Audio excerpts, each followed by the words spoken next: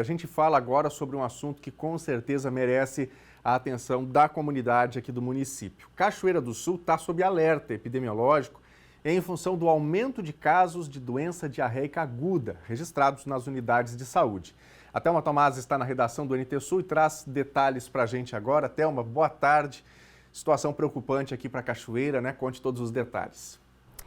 É isso, boa tarde Nunes, boa tarde para ti que nos acompanha em casa no horário do meio-dia, um assunto aí que merece a nossa atenção realmente. 121 casos registrados de diarreia aguda em Cachoeira do Sul entre o dia 26 de junho e 23 deste mês, sexta-feira passada, portanto. Não são números tão alarmantes frente ao que a gente observou no ano passado, em novembro, quando ocorreu realmente um surto de altíssima incidência em Cachoeira do Sul, mas já foi suficiente para alerta nas autoridades de saúde aqui do município, porque essa incidência de diarreia aguda pode ocasionar casos mais graves da doença. E por se tratar de uma virose, conforme o que foi estudado e avaliado pela epidemiologia aqui de Cachoeira do Sul, pode se alastrar como qualquer doença viral, né?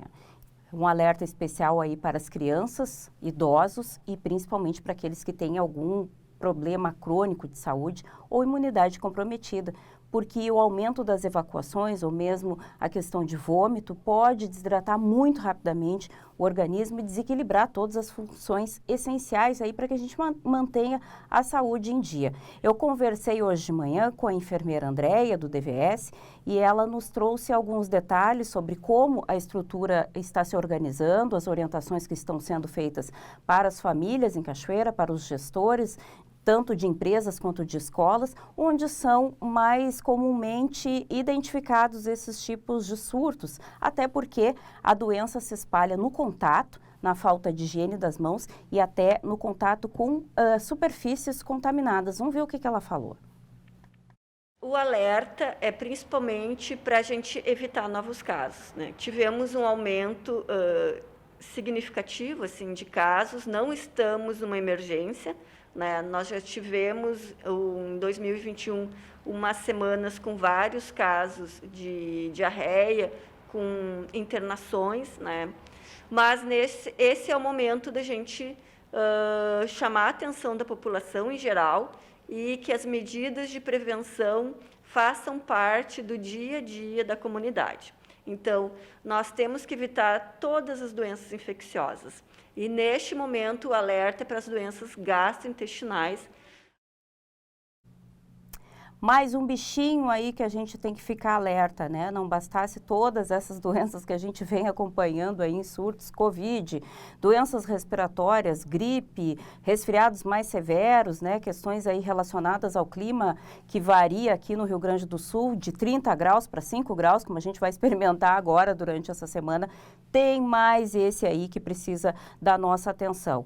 O risco aqui é de evoluir para uma gastroenterite aguda. É importante ficar atento aos sintomas. Os sintomas de doença, como a gente já falou aí, eles tendem a se fortalecer ou a agravar de 1 a 3 dias, que também é o tempo do desaparecimento dos sintomas, né? De 1 a 3 dias vai sentir todos esses reveses, dores intensas do estômago, diarreia, vômito, febre, dor de cabeça, e durante os 3 dias seguintes tende a reduzir essas implicações na saúde. Mas o maior e o mais importante recado que vem aí da epidemiologia é o cuidado com as mãos, né?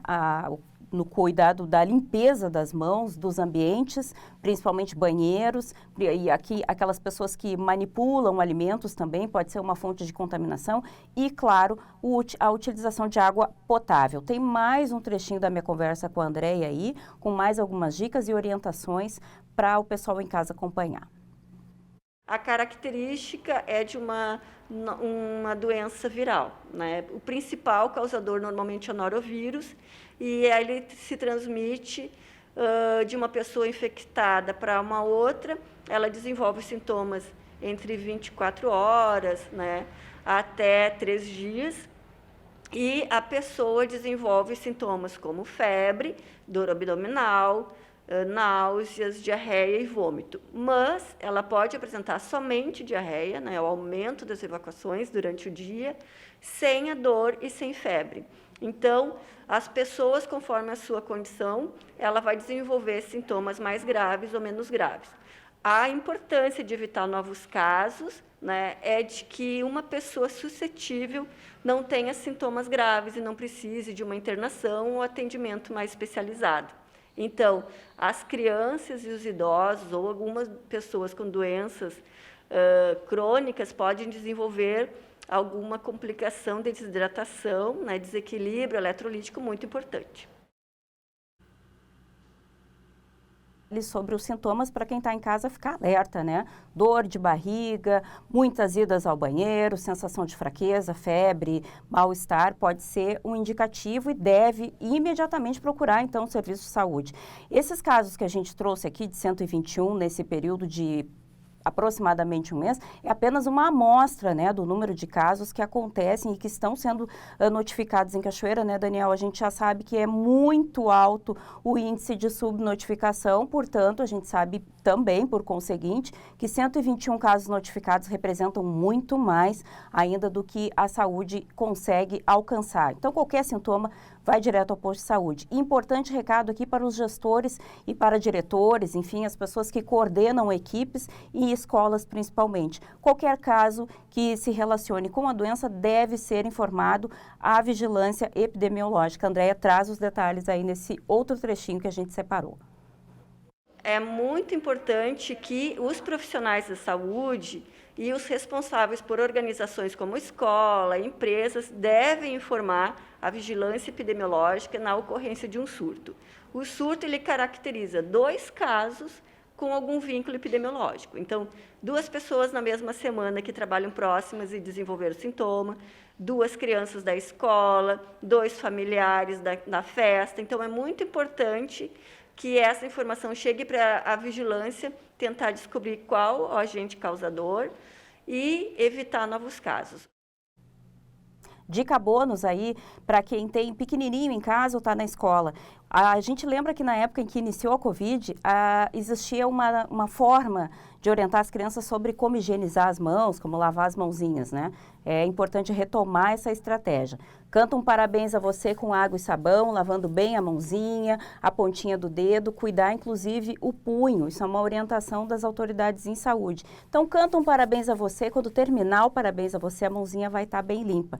E importante destacar, diferente do coronavírus, os cuidados em saúde aí para evitar essa diarreia aguda, esse vírus da diarreia aguda, é água e sabão. Álcool gel não funciona para combater esse risco aí da infecção. Inclusive, as superfícies não podem passar só um paninho. Tem que dar uma esfregada com sabão e água para garantir que esse bichinho seja exterminado dessa superfície. A gente separou aí rapidinho uma cartelinha com algumas orientações da Secretaria de Saúde aqui de Cachoeira do Sul sobre os cuidados e procedimentos. As pessoas com sintomas, então, como a gente já disse aqui no início dessa conversa, repouso, muito líquido e para evitar desidratação e cuidado aí então com as crianças e idosos. Sintoma grave, piorou um pouquinho, corre para a unidade de saúde mais próxima.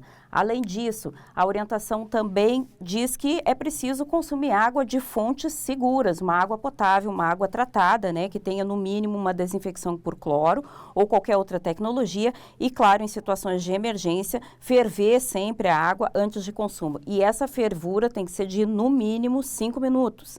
A limpeza das superfícies, como eu falei agora há pouco, dos equipamentos e utensílios que, eventualmente, a gente utiliza aí para preparar os alimentos, deve ser feita com a água também tratada ou fervida, assim como tem que ter cuidado a hora que for fazer o gelo. A água também precisa ser água potável de uma fonte confiável ou fervida, se não for uma água tratada com cloro.